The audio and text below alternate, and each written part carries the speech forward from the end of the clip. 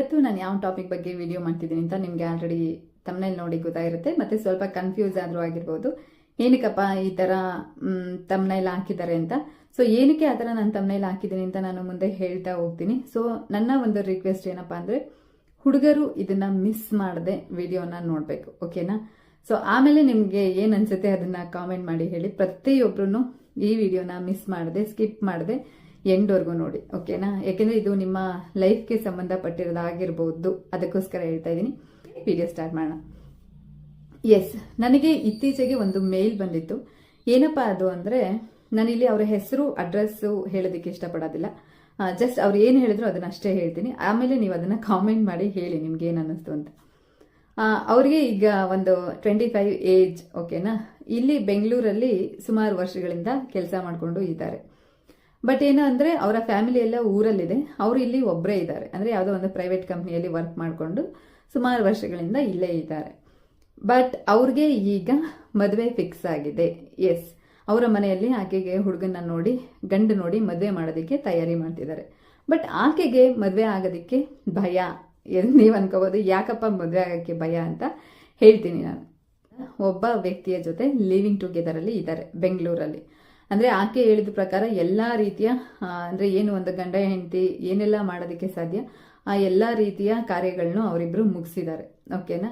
So ಈಗ ಯಾಕೆ ಆ ಹುಡುಗಿಗೆ ಭಯ ಅಂದ್ರೆ, 5 ವರ್ಷ ಆ ವ್ಯಕ್ತಿ ಜೊತೆ ಇದ್ದು, ಆ ವ್ಯಕ್ತಿ ಜೊತೆ ಎಲ್ಲಾ ರೀತಿಯಲ್ಲೂ ಏನು ಲೇಡಿ ಆ ವ್ಯಕ್ತಿಗೆ ಕೋಪರೇಟ್ ಮಾಡ್ಕೊಂಡು ಇದ್ದು, ಒಂದು ಹೆಣ್ಣು 5 ವರ್ಷದಿಂದ ಒಬ್ಬ ವ್ಯಕ್ತಿ ಜೊತೆ ಇದ್ದಾಗ ಅಫ್ಕೋರ್ಸ್ ಸಮ್ ಟೈಮ್ಸ್ ಅಪ್ಪಿ ತಪ್ಪಿ ಇನ್ ಕೇಸ್ ಅವ್ರೇನಾದ್ರೂ ಯಾವುದೇ ಸೇಫ್ಟಿ ಯೂಸ್ ಮಾಡದೆ ಸೆಕ್ಸ್ ಮಾಡಿದಂಥ ಟೈಮಲ್ಲಿ ಪ್ರೆಗ್ನೆನ್ಸಿ ಆಗಿರುವಂಥ ಚಾನ್ಸಸ್ ಕೂಡ ಇರುತ್ತೆ.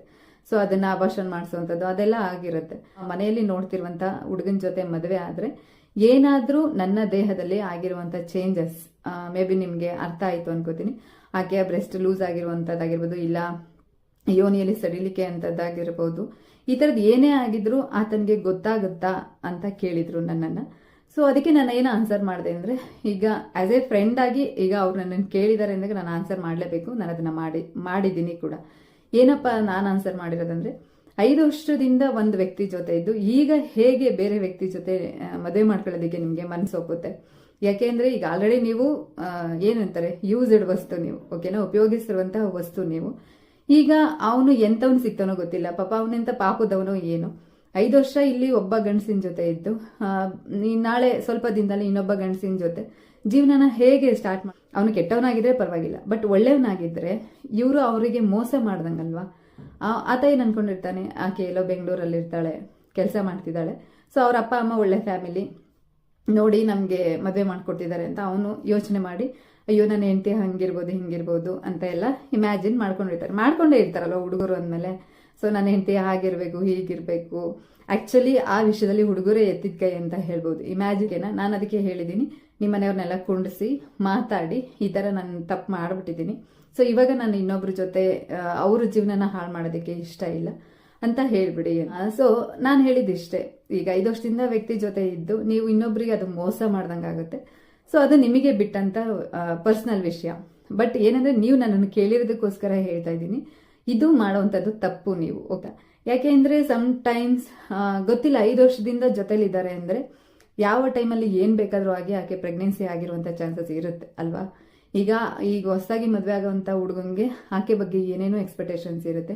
ಇವ್ರು ಏನಾದ್ರೂ 1-2-3 ಸತಿ ಅಬಾರ್ಷನ್ ಮಾಡಿಸು, ಅವ್ರ ಗರ್ಭಕೋಶಕ್ಕೆ ಏನಾದ್ರೂ ಪ್ರಾಬ್ಲಮ್ ಆಗಿದ್ರೆ, ಇಲ್ಲಿ ಹೊಸದಾಗಿ ಮದುವೆ ಆಗುವಂತ ಹುಡುಗಂಗೆ ಆಕೆಗೆ ಫ್ಯೂಚರ್ ಅಲ್ಲಿ ಮಕ್ಕಳೇ ಆಗದೆ ಹೋದ್ರೆ ಅವ್ನ ಫ್ಯೂಚರ್ ಏನು, ಅವ್ನ ಭವಿಷ್ಯ ಏಕೆ? ನಿಮಗೆ ಮದ್ವೆನೇ ಬೇಡ, ನಾನು ಹಿಂಗೆ ಸಿಂಗಲ್ ಆಗಿರ್ತೀನಿ ಅಂದ್ರೆ ನೀವು ಎಷ್ಟು ವರ್ಷ ಯಾರ ಜೊತೆ ಇದ್ರೂ ನಡೆಯುತ್ತೆ. ಬಟ್ ಇಲ್ಲಿ ಬಂದು ಕೆಲಸ ಮಾಡ್ಕೊಂಡು ಯಾವ್ದೋ ಒಂದು ವ್ಯಕ್ತಿ ಜೊತೆ ಇದ್ದು ನಾಳೆ ಅಪ್ಪ ಅಮ್ಮ ನೋಡಿದ ಹುಡುಗನ ಮದುವೆ ಆಗ್ತೀನಿ ಅಂದ್ರೆ ಅಂತ ತಪ್ಪನ್ನ ದಯವಿಟ್ಟು ಯಾರು ಮಾಡೋದಕ್ಕೆ ಹೋಗಬೇಡಿ. ಅದೊಂಥರ ಇನ್ನೊಬ್ರು ಫೀಲಿಂಗ್ಸ್ ಜೊತೆ ಆಟ ಆಡ್ದಂಗಿರುತ್ತೆ, ಓಕೆನಾ? ಚೆನ್ನಾಗಿ. ಸೊ ನನಗೆ ಅನ್ಸಿದ್ದು ಆಕೆ ಅವ್ರನ್ನ ಮದುವೆ ಆಗದೆ ಇರೋದೇ ಒಳ್ಳೇದು. ಈಗೇನು ಅವ್ರ ಮನೆಯಲ್ಲಿ ನೋಡಿದ್ದಾರೆ, ಆ ಹುಡುಗನ್ನ ಮದುವೆ ಆಗದೆ ಇರೋದು ತುಂಬಾ ಒಳ್ಳೇದು ಅಂತ ನನ್ಗೆ ಅನ್ನಿಸ್ತು. ಹಾಗೆ ಕೆಲವೊಬ್ರು ಕೇಳ್ತೀರಾ, ನಾನು ಈ ಥರದ್ದು ಏನಾದರೂ ಹೇಳಿದಾಗ ನೀವೇ ಇದನ್ನ ಕ್ರಿಯೇಟ್ ಮಾಡಿ ಹೇಳ್ಕೊಂತಿದ್ದೀರಾ ಅಂತ. ನಮ್ಮ ತಾಯಣೆಗಳು ಆ ಥರ ಬುದ್ಧಿ ಎಲ್ಲ ನನಗಿಲ್ಲ, ಕ್ರಿಯೇಟ್ ಎಲ್ಲ ಮಾಡ್ಕೊಂಡು ಹೇಳೋ ಅಂಥ ಅವಶ್ಯಕತೆ ನನಗಿಲ್ಲ. ಇನ್ ಕೇಸ್ ನಿಮ್ಗೇನಾದರೂ ನೋಡಲೇಬೇಕು ಅನ್ನಂಗಿದ್ರೆ ಓಕೆ, ನಾನು ಅವ್ರದ್ದು ಹೆಸರೆಲ್ಲ ತೆಗೆದ್ಬಿಟ್ಟು ನಾನು ಅವ್ರು ಕಳಿಸಿರುವಂಥ ಮೇಲ್ನ ನಾನು ಒಂದು ಸ್ಕ್ರೀನ್ಶಾಟ್ ನಿಮಗೆ ತೋರ್ಸೋದಕ್ಕೆ ನನಗೇನು ಕಷ್ಟ ಅಲ್ಲ.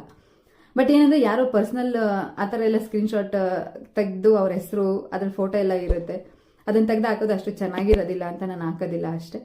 ಸೊ ಇದಾಗಿತ್ತು ಇವತ್ತಿನ ವಿಷಯ. ನಿಮ್ಮೆಲ್ರಿಗೂ ಇಷ್ಟ ಆಯಿತು ಅನ್ಕೋ.